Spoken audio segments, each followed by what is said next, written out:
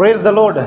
आइए हम सभी आज इस विषय पर बात करते हैं कि क्या आपने प्रभु यीशु मसीह को अपना व्यक्तिगत उद्धारकर्ता के रूप में ग्रहण किया है। और मैं आप सभी लोगों से इस पर इसलिए भी बात कर रहा हूं क्योंकि प्रभु यीशु मसीह जब से मुझे अपनी महिमा के लिए इस्तेमाल कर रहे हैं, मैंने कई लोगों से, विशेषकर मसीहियों से इस विषय पर बातचीत की और उनको यह सवाल पूछा है और अधिकतर लोगों का जवाब हाँ में ही आया है कि उन्होंने प्रभु यीशु मसीह को अपना व्यक्तिगत उद्धारकर्ता करके बहुत पहले ही ग्रहण कर लिया है।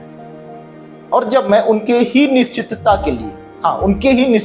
के लिए पूछा कि आपने कब ऐसा किया, अर्थात प्रभु यीशु मसीह को अपना उद्धारकर्ता कब ग्रहण किया, और यह सवाल मैं आपको बताना चाहूंगा बहुत ही अधिक महत्वपूर्ण है। और यह भी महत्वपूर्ण है कि हमें इस पर वास्तव में निश्चित रहना है, ना कि भ्रम में, ना किसी तरह का संदेह। अधिकतर लोगों का जवाब यही आता है कि वह जन्मजात मसीही है, उन्होंने बचपन में ही बपतिस्मा लिया हुआ है, उन्होंने कन्फर्मेशन यानी दृढ़ीकरण भी लिया हुआ है। वो तो उनके दादाजी परदादाजी के समय से वो लोग मसीही हैं, वो बचपन से ही प्रभु यीशु मसीह पर विश्वास करते हैं। इस तरह से उनका जवाब आता है, हमने मन ही में उनको प्रभु यीशु मसीह ग्रहण किया, इस तरह से उनका जवाब आया। लेकिन इस विषय पर परमेश्वर का जीवित वचन क्या कहता है, हम इस पर गौर करेंगे। तो मैं आप सबों को रोमियो की पत्री में से दिखाना चाहूंगा, रोमियो की पत्री 10 अध्याय और उसका 9-10 वचन। ठीक है, मैं आप लोगों के लिए उस वचन को पढ़ देना चाहूंगा। रोमियो की पत्री और उसका 10 अध्याय, उसका 9 और 10 पद। परमेश्वर का वचन यहाँ पर क्या कहता है कि यदि तू अपने मुंह से यीशु को प्रभु जानकर अंगीकार करे और अपने मन से विश्वास करे कि परमेश्वर ने उसे मरे हुओं में से जिलाया, तो तू निश्चय उद्धार पाएगा। तो यहाँ पर कितना स्पष्ट है, यदि तू अपने मुंह से यीशु को प्रभु जानकर अंगीकार करे, मुंह से यीशु को प्रभु जानकर अंगीकार करना, मुंह से। ठीक है, और नेक्स्ट अगला जो वचन 10 पद में, क्योंकि धार्मिकता के लिए मन से विश्वास किया जाता है। आप मन में यदि विश्वास कर रहे हैं तो ये धार्मिकता। आगे क्या कर रहे हैं, धार्मिकता के लिए मन से विश्वास किया जाता है और उद्धार के लिए मुंह से अंगीकार किया जाता है। कितना स्पष्ट है, कितना स्पष्ट है।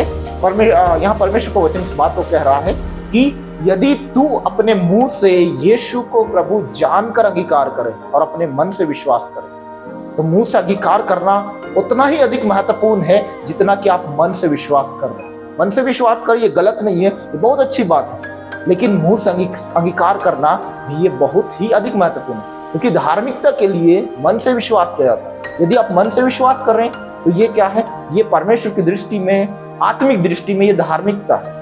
इससे धार्मिकता आपके जीवन में ऑपरेट होती है, काम करना लगता है, लेकिन उद्धार आपके जीवन में काम नहीं करता, क्योंकि मुंह से आपने अभी तक अंगीकार नहीं किया होगा। तो मुंह से अंगीकार करना ये बहुत जरूरी है। तो यदि इस वचन के अनुसार आप अपने मन में प्रभु यीशु मसीह पर विश्वास करते हैं पर आपने अपने मुंह से अंगीकार नहीं किया अभी तक प्रभु यीशु मसीह को अपना उद्धारकर्ता के रूप में, तो मैं आप सबों को हमारे प्रभु यीशु मसीह के नाम में स्वागत करता हूं और आपको ऐसा करने के लिए उत्साहित करता हूं, क्योंकि जीवित वचन के अनुसार यह हमारे उद्धार के लिए और प्रभु यीशु मसीह के हर तरह की आशीषों, भलाइयों और हमारे लिए जो स्वर्गिक अद्भुत योजना पहले से तैयार की गई है, वो हमारे जीवन में और जीवन के हर एक क्षेत्र में उसका प्रगटीकरण होने के लिए यह बहुत ही जरूरी है, बहुत ही महत्वपूर्ण है।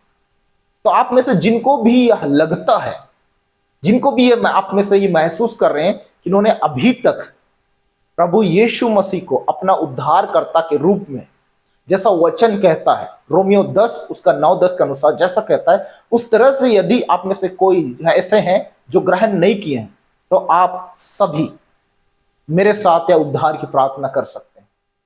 आइए हम प्रार्थना करें। और आप सब लोग, जितने लोग हैं जिन्होंने अब तक प्रभु यीशु मसीह को वचन के अनुसार अपना उद्धारकर्ता के रूप में ग्रहण नहीं किया है, आप मेरे साथ या मेरे पीछे पीछे इस प्रार्थना को, इस उद्धार की प्रार्थना को मेरे पीछे पीछे आप कर सकते हैं।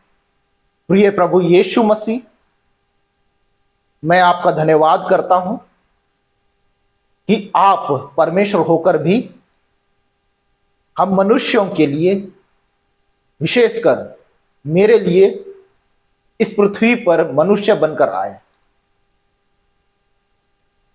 मेरे लिए आपने कोड़े खाए, कांटों का मुकुट पहना, दुख सहा, क्रूस पर बलिदान हुए और तीसरे दिन मरे हुओं में से जी उठे ताकि मैं जीवन पाऊं।